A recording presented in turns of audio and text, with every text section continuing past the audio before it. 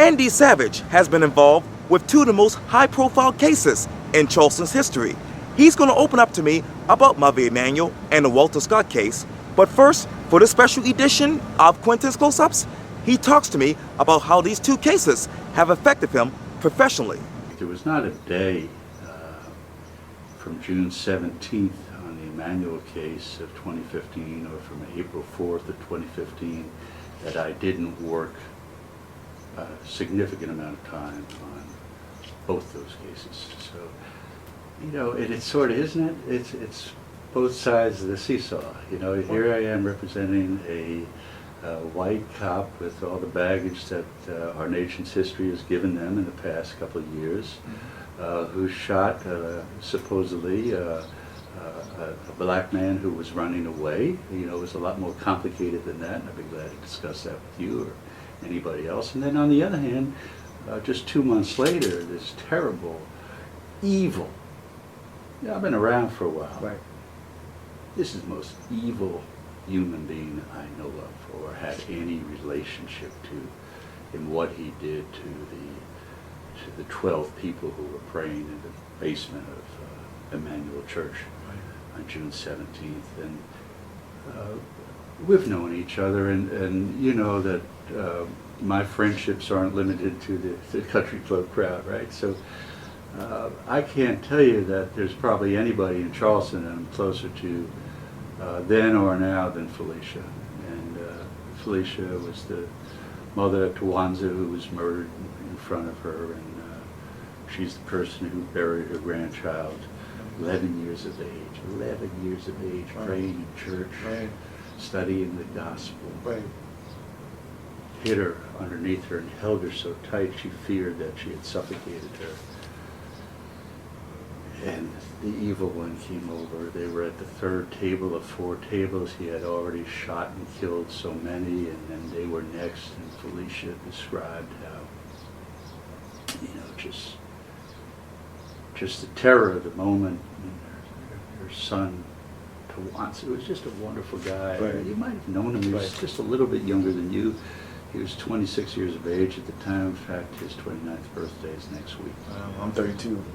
Well, that's 3 years difference. I mean, picture yourself at that age in church with your niece, your mother, and your auntie, sitting at a table studying the gospel with this evil person who sat among them for an hour studying the gospel on a pretense.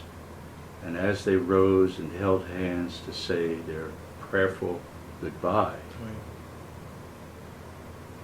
he picks out a 9mm and starts shooting the first of 77 shots. And, you know, people call people sister this and sister that. Felicia is my sister. She is my sister. And she felt, as this automatic weapon was being used and discharging the casings, the hot brass was bouncing off of her on her bare legs, stinging her. And she's holding her 11-year-old baby child. And of course her son, bam! And he says, "Sir, we mean you no harm. Why are you doing this? We mean you no harm." And then the hateful rhetoric that he spitted out.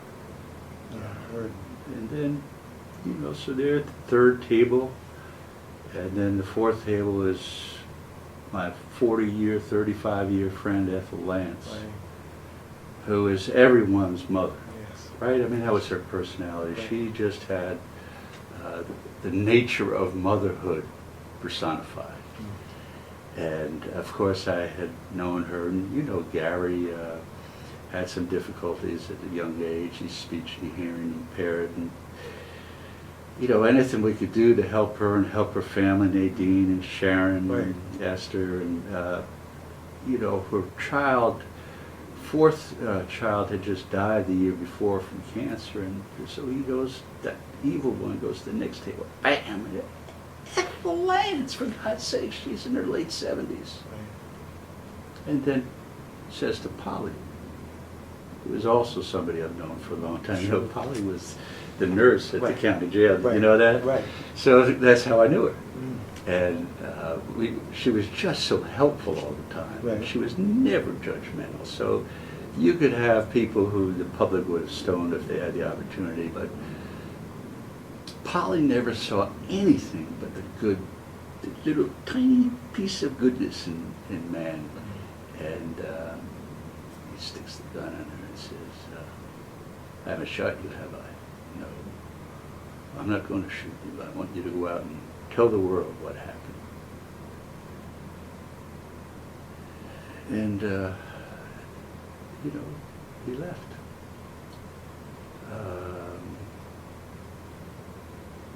Never in our community. You know, I wasn't born here, but I'm a product of this community. Sure. I'm very proud of that. Right. And I'm very proud of our racial relationships. I don't say that they are the best, and I don't say they are what they should be. But I think a large majority of citizens in our community have worked towards better relationships under the leadership of people like Joe Riley, Right. who, when the hateful episodes were going on,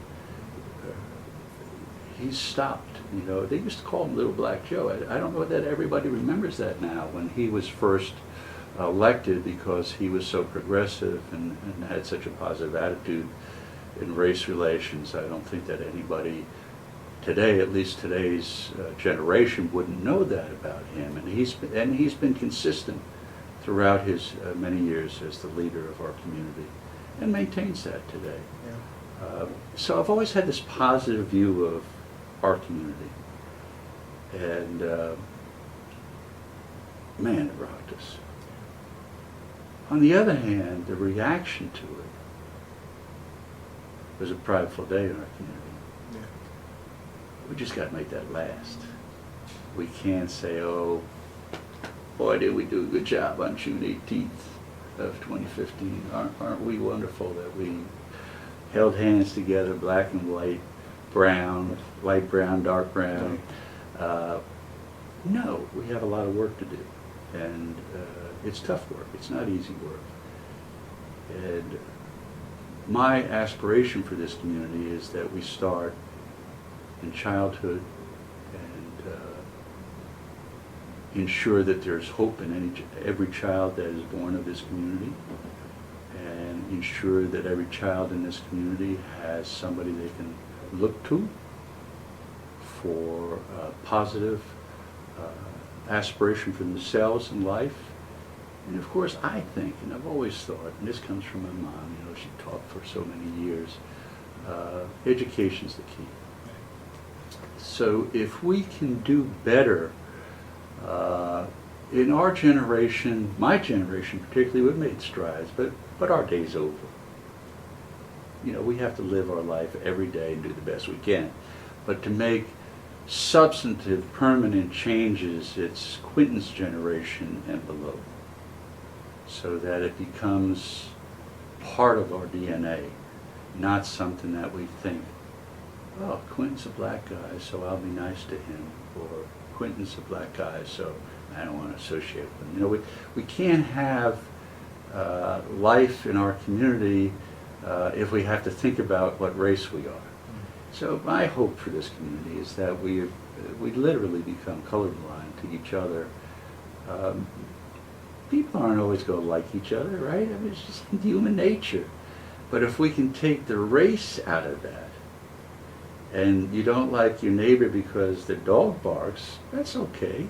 But to not like your neighbor who are African Americans because their dog barks, and that's just a pretense because you really don't like them because they're African American.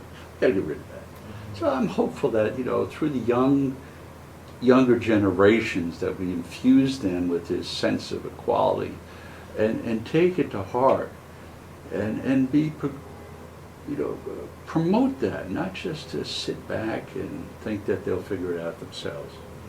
But, you know, in our conversations at home, in our conversations at church and in social events, the way we present ourselves and the way we discuss race should be very open and very positive, with the goal being someday we won't discuss race anymore.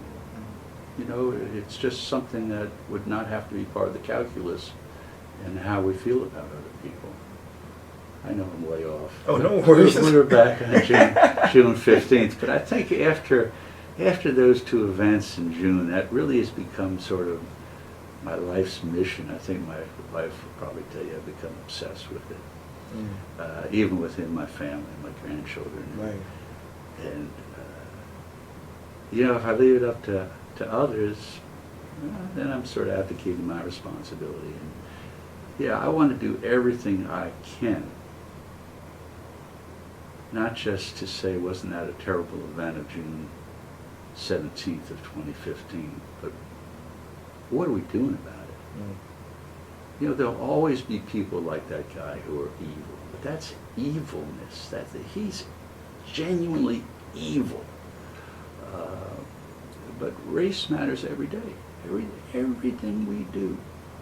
Whether we're driving to town and we're sitting at a red light and we look next door and we say, I knew who would be driving that car because it's got rims or, you know, a license plate with the little, you know, chains around it. Right? So there's so many people that just everything then is race related. We gotta erase that. I like Quintin because he's got a great smile, or I don't like Quintin because he's got funny ears, but not because they're black ears, right? So I don't think we'll ever get to the point where we like people or don't like people or we like everybody, right? I don't think that's possible. But the basis for the animosity should not be, right? Sure, you're right about that. Anyway, what did you ask me about 20 minutes ago? Oh, I forgot myself. Yeah.